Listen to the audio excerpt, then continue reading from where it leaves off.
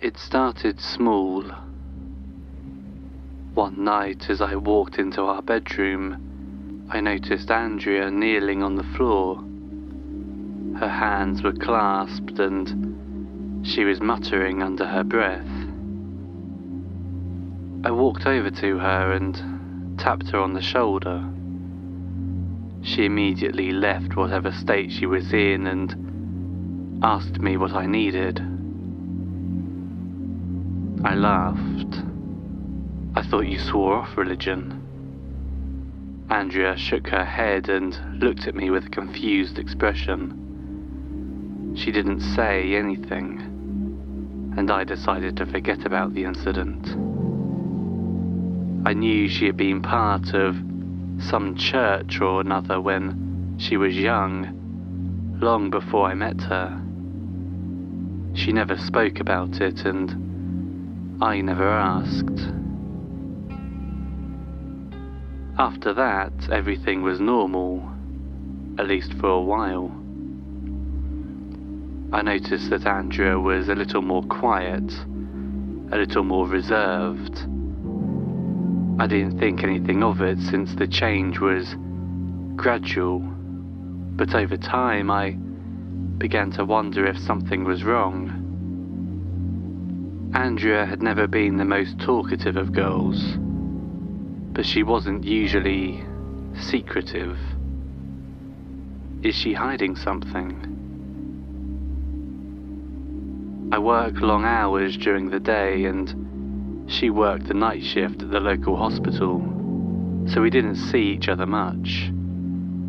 A part of me wondered if she was cheating on me. That would explain the weird behavior. Eventually, curiosity broke me and I decided to investigate. After I got home from work one night, I hid her phone underneath the mattress and put it on silent. As Andrea was preparing to leave for her shift, she searched up and down for the phone, but couldn't find it. She asked me to call her number on my phone, which I did, but she couldn't hear her ringtone. Luckily for me, Andrea decided to leave anyway, as she didn't want to be late for work. That left me with full access to her smartphone for the next 10 hours. I unlocked it and started searching her text messages and social media DMs for any clues as to why she was acting strangely. However, there weren't any clues on her phone. There weren't any long phone calls with other men, no frantic text messages relaying some problem to her friends. Nothing. She was scot-free. The only thing I found on her phone that was even slightly bizarre was that she'd downloaded the Bible app. Other than that, there was nothing. So that was it. She had converted to Christianity and was too nervous or afraid to tell anyone. To be honest, I didn't care what she believed. I was an atheist myself, but she could be whatever she wanted. I decided I would talk to her about it the next night, and fell asleep. However, the next night came and she was not home. I realized that I had left her phone on the bed the night before, still on silent mode. I looked for it, but it was gone.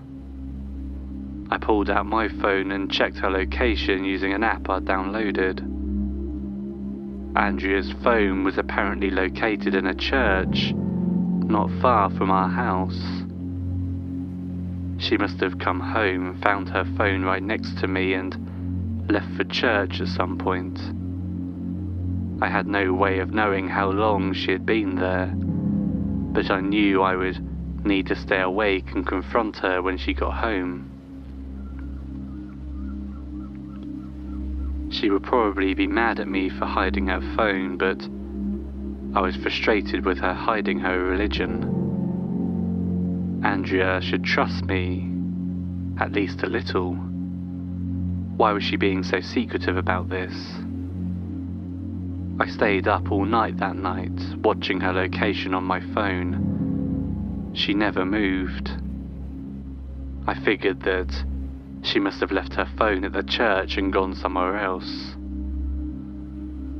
The next day I kept texting her and watching her location, trying to figure out where she was. I called her parents to no avail. Nobody Andrea knew could tell me where she was. I decided before I called the police to report her missing that I should check the church to see if she was still there. Maybe by some off chance she hadn't left.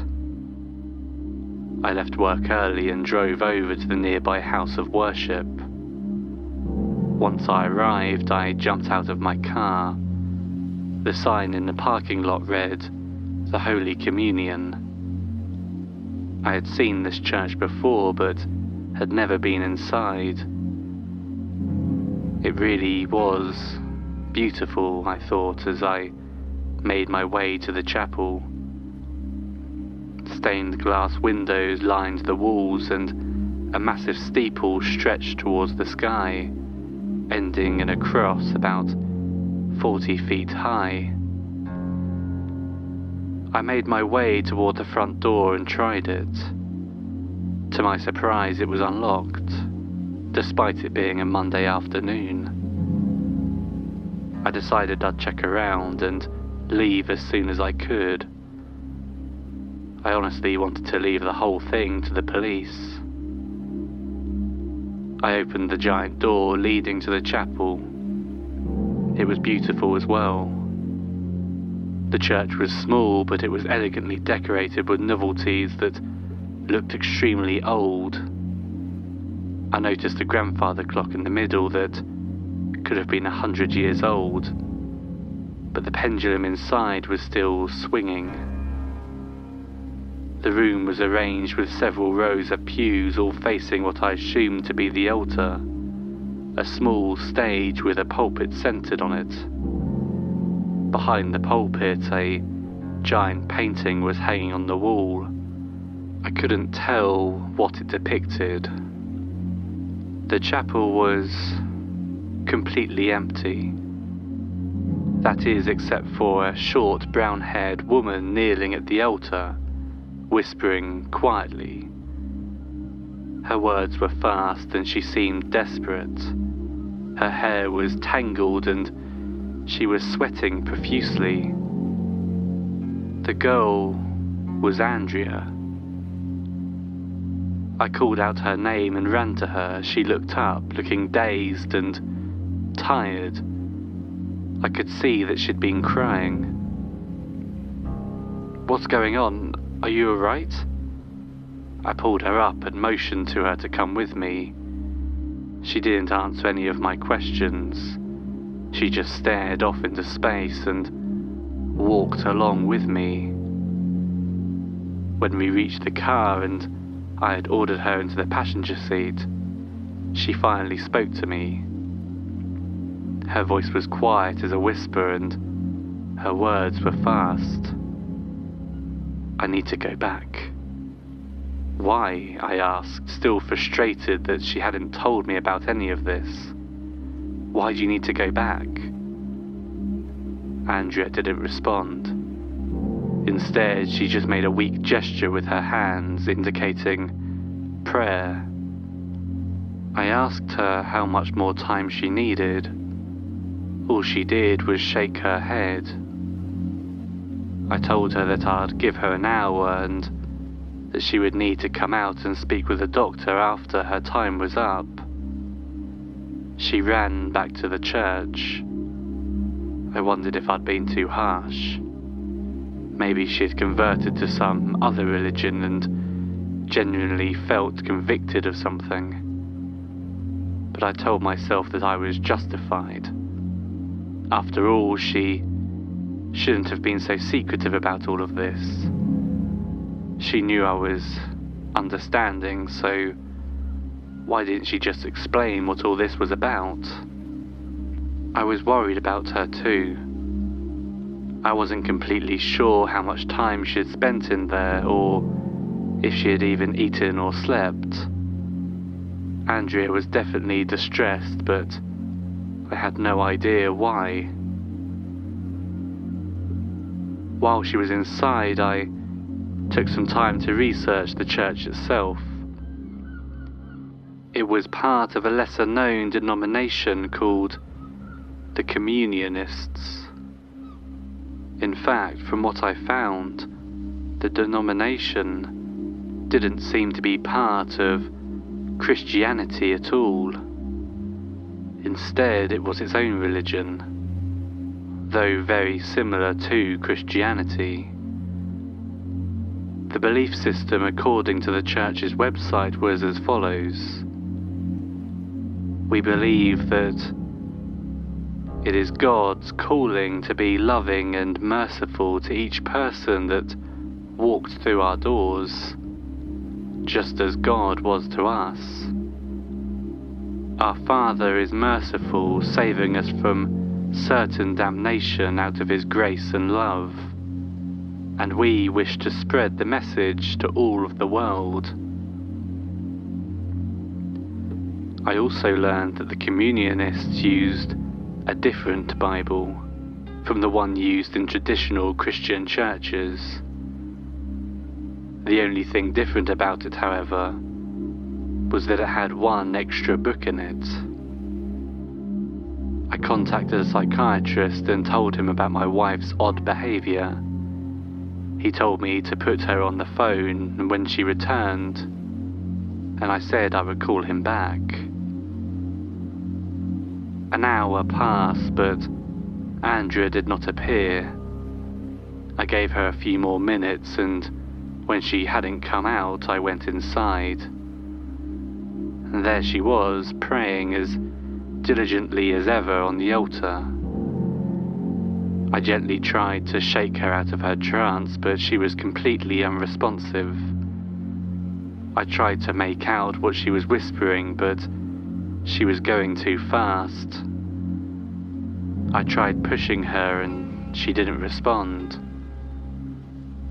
After yelling at her and trying everything I could to snap her out of this bizarre state she was in, I decided that I had to call emergency services. I called 911 and an ambulance was sent to pick her up. She acted normally after the ambulance arrived and seemed, for a little while, to revert back to her normal self. I asked her what was going on with the whole church incident, and she just sighed and ignored my question. After a few hours, Andrea was released from the hospital. The doctors told me that she was fine and that she was just feeling stressed. I asked her what she was worried about repeatedly, but she just kept telling me that she was all right. I really hoped that she would stay like this.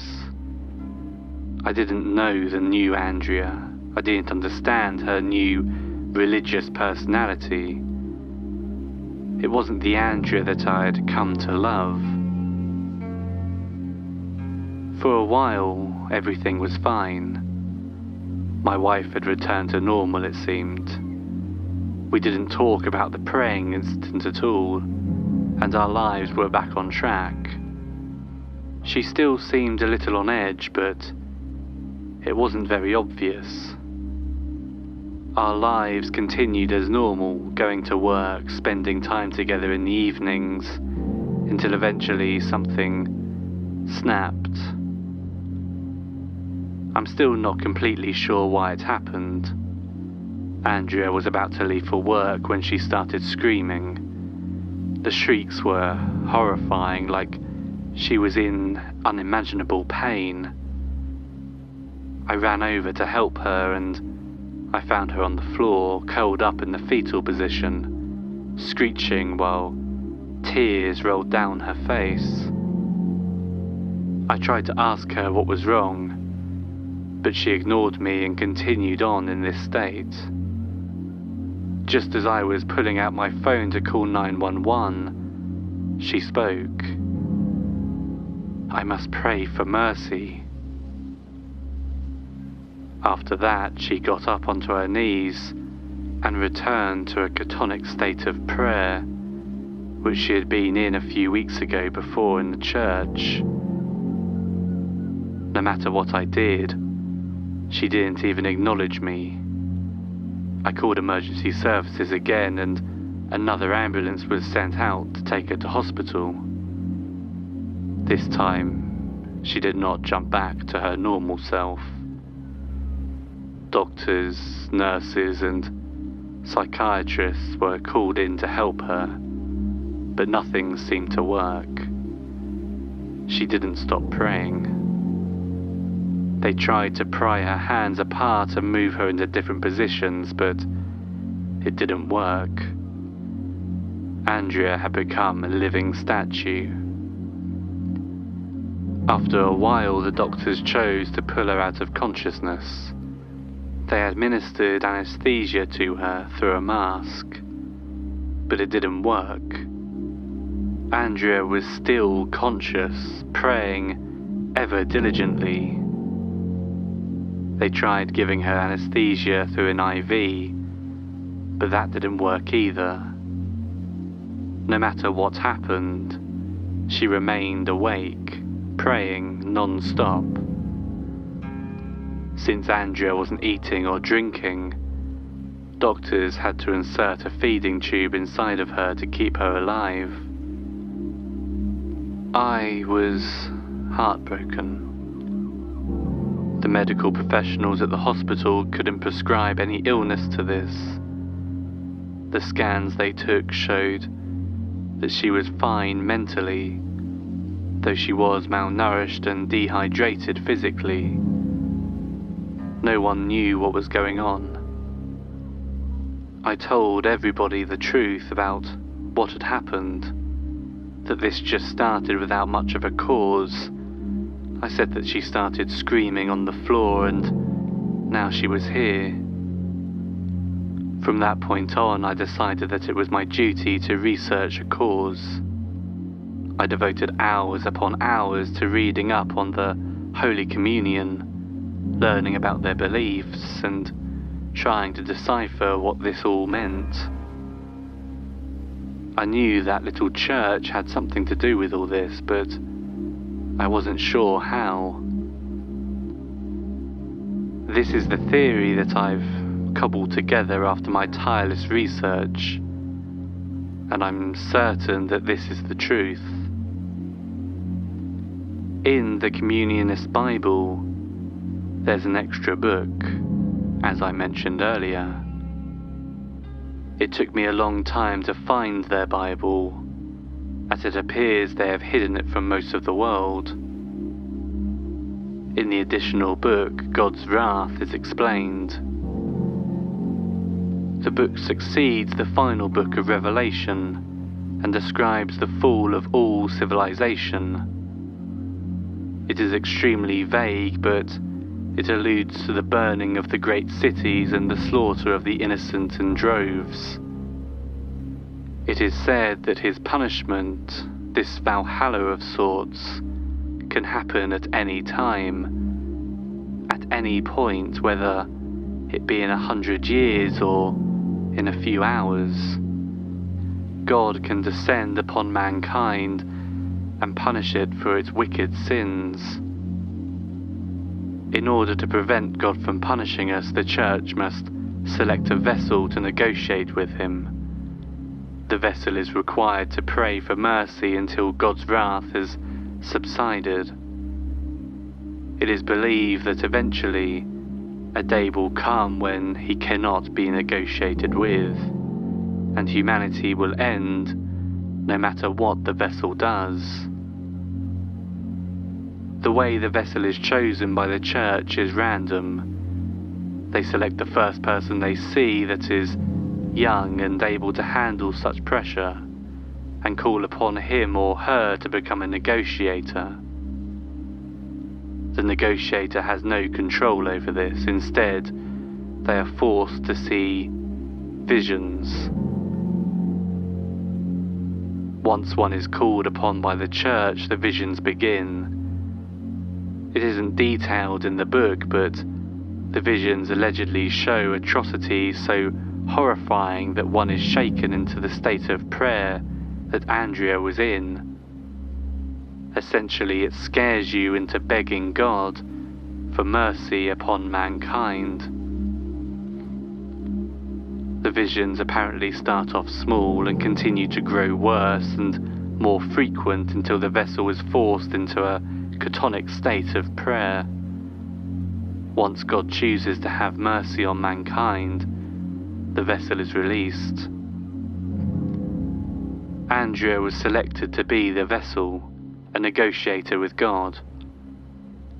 There are instances of this happening throughout history, though most of the time it's covered up by the church itself. Andrea saw the first vision the night I found her praying in our room. The visions started plaguing her until she could no longer bear them, and she fled to the church to beg for mercy. She must have been temporarily released from this hell when the first ambulance arrived. She must have thought she was free. But then the visions started back, the night that she began screaming.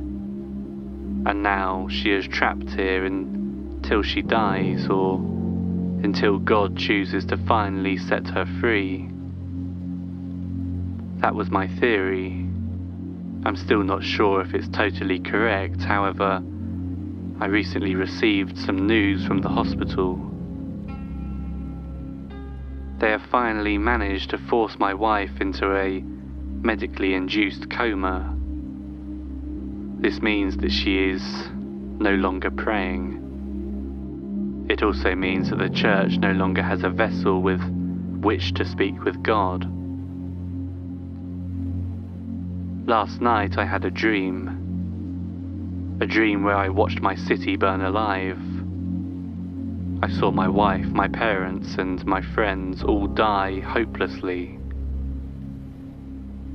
I looked around, watching the fire consume everything in sight.